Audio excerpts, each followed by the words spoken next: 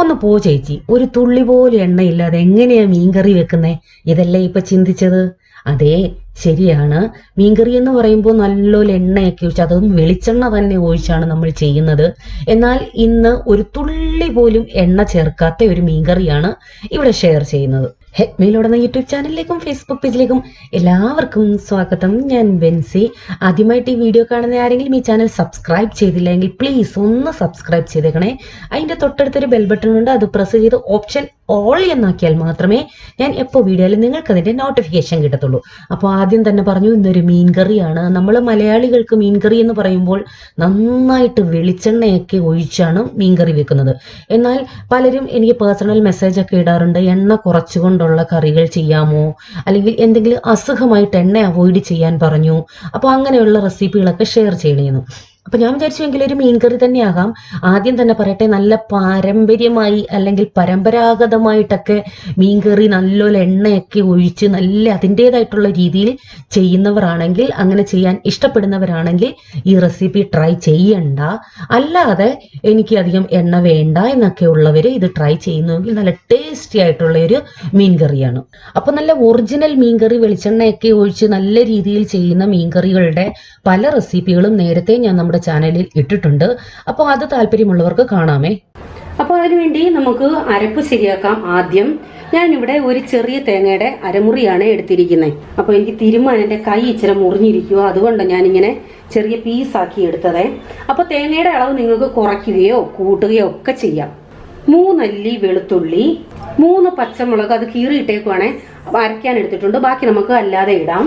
ഒരു കുഞ്ഞു കഷ്ണം ഇഞ്ചി. നമ്മൾ ഈ തേങ്ങ അരച്ച് കറി വെക്കുമ്പോൾ വെളുത്തുള്ളി ഇഞ്ചിയൊക്കെ കുറച്ച് മതി. 1/2 ടീസ്പൂൺ മഞ്ഞൾപ്പൊടി, 1/2 ടീസ്പൂൺ ഉലുവ വറുത്ത് പൊടിച്ചത്. ഉലുവ നിങ്ങൾക്ക് അരപ്പിനകത്ത് വേണമെങ്കിൽ അങ്ങനെ ചെയ്യിടാം, അതല്ല എന്നുണ്ടെങ്കിൽ കറി തിളച്ച ശേഷം ഇത് ചേർക്കാം, എങ്ങനെ വേണമെങ്കിലും ചേർക്കാം. ഇനി നമുക്കിത് നല്ല പേസ്റ്റ് പോലെ അരച്ചെടുക്കണം. ചട്ടി ചൂടായി, നമുക്ക് ആദ്യം ഈ അരപ്പ് ഇതിലേക്ക് ഇട്ട് കൊടുക്കാം. അപ്പോൾ അരപ്പ് അരയ്ക്കുന്നതിന്റെ കൂട്ടത്തിൽ ഞാൻ 2 ടീസ്പൂൺ മല്ലിപ്പൊടിയും കൂടെ ചേർത്തിട്ടുണ്ട്, അത് പറയാൻ മറന്നുപോയേ. അപ്പൊ തേങ്ങ കൂടുതലാണെന്നുണ്ടെങ്കിൽ മല്ലിപ്പൊടിയുടെ ആവശ്യമില്ല. അപ്പൊ തേങ്ങ ഞാൻ ഒത്തിരി അധികം എടുത്തിട്ടില്ല, അതുകൊണ്ട് നമ്മുടെ കറിക്ക് കൊഴുപ്പും വേണമല്ലോ. അപ്പൊ ജാറൂടെ കഴുകി ഒഴിക്കാം. നമുക്ക് വീണ്ടും വെള്ളം ഒഴിക്കണം. അപ്പൊ വെജിറ്റബിൾസിന്റെ അളവൊന്നും ഞാൻ പറയുന്നില്ല, നിങ്ങൾക്ക് മസാല അതായത് അരപ്പ് എത്രയുമുണ്ടോ അതനുസരിച്ച് വെജിറ്റബിൾസ് എടുക്കാമേ. ഇപ്പൊ തന്നെ ഇതിലേക്ക് നമുക്ക് മുരിങ്ങയ്ക്ക, ഒരു മാങ്ങ എത്ര ഫ്രഷ് അല്ല, ഇച്ചിരി ചെറുതായിട്ട് കളറൊക്കെ മാറി തുടങ്ങി. മാങ്ങ ഇല്ലാത്തവർക്ക് നിങ്ങൾ കുടംപുളിയാണ് യൂസ് ചെയ്യുന്നതെന്നുണ്ടെങ്കിൽ കുടംപുളി ഇടാം, വളംപുളിയാണ് യൂസ് ചെയ്യുന്നതെന്നുണ്ടെങ്കിൽ അത് യൂസ് ചെയ്യാം. കറിവേപ്പില, പച്ചമുളക് നിങ്ങളുടെ ഏരിയ അനുസരിച്ച് ചെയ്യാം. ഞാനിവിടെ 2 ടൊമാറ്റോ എടുത്തിട്ടുണ്ട്. അപ്പൊ അധികം പുളി ഇല്ലാത്ത തക്കാളിയാണേ. നമുക്ക് വീണ്ടും വെള്ളം വേണം. ഉപ്പ് ഞാനിപ്പോൾ ചേർത്തിട്ടില്ല, ഇച്ചിരി കഷ്ണങ്ങളൊക്കെ ഒന്ന് വെന്ത ശേഷം നമുക്ക് ഉപ്പ് ചേർക്കാം. ഇനി ഇത് നന്നായിട്ടൊന്ന് തിളക്കട്ടെ.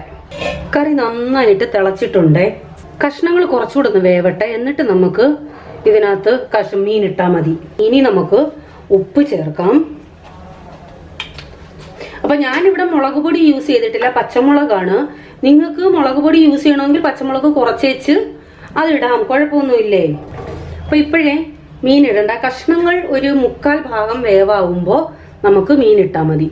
കഷ്ണങ്ങൾ മുക്കാലും വെന്തിട്ടിടാൻ പറഞ്ഞതിന്റെ കാര്യം, ആദ്യമേ നമ്മൾ മീൻ ഇട്ടാല് മീൻ അധികം വേവില്ല, പെട്ടെന്ന് വേവും. ഒത്തിരി നേരം മീൻ ഇത് വെന്ത് കിടന്നാൽ മീൻ കട്ടിയായി പോവും. അതുകൊണ്ടാണ് കഷ്ണങ്ങൾ ഇത്രയെങ്കിലും വെന്ത ശേഷം ഇട്ടാൽ മതി എന്ന് പറഞ്ഞത്. ബാക്കി ഈ കഷ്ണങ്ങൾ മീൻ വേവുന്ന സമയം കൊണ്ട് നന്നായിട്ട് വെന്തോളും. അപ്പൊ നിങ്ങൾക്ക് ഏത് മീൻ വേണമെങ്കിലും എടുക്കാം, വലിയ മീനോ ചെറിയ മീനോ പീസ് മീനോ ഏത് വേണേലും എടുക്കാം. ഞാനിപ്പോ ഇത്രയും പീസാക്കിയ 10 കഷ്ണം മീനാണ് ഇടുന്നത്. അപ്പൊ ഇത് ഏത് മീനാന്ന് ചോദിച്ചാൽ എനിക്കതിന്റെ പേരറിയത്തില്ല. ഈ വാളമീനില്ലേ നീണ്ടിരിക്കുന്നേ, അപ്പൊ അതുപോലുള്ള ഒരു മീനാണ് ഇതും. അപ്പം 10 കഷ്ണം തന്നെ വേണമെന്നില്ല, അതിൽ കൂടുതൽ വേണമെങ്കിൽ ഇടാം. കുറയരുതേ, കാരണം കുറഞ്ഞാൽ പിന്നെ മീനിന്റെ ആ ഒരു ടേസ്റ്റ് കിട്ടത്തില്ല. മക്കളുടെ ആ മുരിങ്ങയ്ക്കയുടെ മാത്രമേ ടേസ്റ്റ് കാണത്തുള്ളൂ മീൻകറിക്ക്. ഇനി മീൻ ഇല്ലാതെ ഇങ്ങനെ തന്നെ ഒരു കറിയായിട്ട് കൂട്ടാമോ എന്ന് ചോദിച്ചാൽ തീർച്ചയായിട്ടും കൂട്ടാം കേട്ടോ. മീൻ ഇല്ലാതെ ഒരു വെജിറ്റബിൾ കറിയായിട്ട് ഇത് നമുക്ക് യൂസ് ചെയ്യാം. ഗ്രേവി ഇത് മതി, കൂട്ടണ്ട. ഇനി ഇത് നന്നായിട്ട് തിളച്ച് വേവട്ടെ. ഞാൻ തീ മീഡിയത്തിലാണ് ഇട്ടേക്കുന്നത്. നമ്മൾ മുരിങ്ങയ്ക്കൊക്കെ വേവാൻ നേരവും ഞാൻ തീ മീഡിയത്തിലായിട്ടിരുന്നത്, അല്ലെന്നുണ്ടെങ്കിൽ അതിന്റെ ചാറ് പറ്റിപ്പോവും, കഷ്ണങ്ങൾ വേവത്തുമില്ല.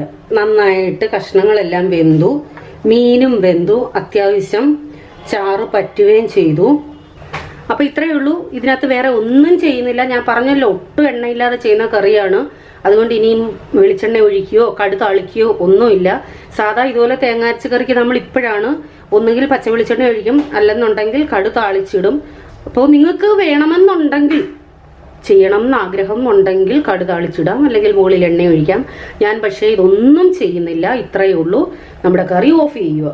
അപ്പൊ ഇതിന്റെ ഗ്രേവി പറ്റിക്കുന്നതും നിങ്ങളുടെ ഇഷ്ടമനുസരിച്ച് നിങ്ങൾക്ക് പറ്റിക്കാം. കുറച്ചുകൂടി പറ്റിച്ച് കട്ടിയാക്കണമെന്നുണ്ടെങ്കിൽ ആക്കാം. ഇത് പക്ഷേ ചട്ടിയിലാണ് നമ്മൾ ചെയ്യുന്നത്. ഇതിപ്പോ കുറച്ചൊരു 3-4 മണിക്കൂർ കഴിഞ്ഞ് നോക്കുമ്പോൾ നന്നായിട്ട് കുറുകിയിരിക്കും ഈ കറി. അപ്പൊ ഇത്രയേ ഉള്ളൂ. നമ്മുടെ ഒട്ടും എണ്ണയില്ലാത്ത, ഒരു തുള്ളി പോലും എണ്ണ ചേർക്കാത്ത മീൻകറി റെഡി ആയിട്ടുണ്ട്. നല്ല ടേസ്റ്റിയാണ്. നിങ്ങൾ ഒരു പ്രാവശ്യമെങ്കിലും ഒന്ന് ട്രൈ ചെയ്ത് നോക്കുക കേട്ടോ. ഒട്ടും ടേസ്റ്റിന് കുറവില്ല. നിങ്ങൾ ഇനി എനിക്ക് തോന്നുന്നു ഇങ്ങനെ വെക്കത്തുള്ളത്, അത്രയ്ക്ക് രുചിയുണ്ട് ഇതിന്.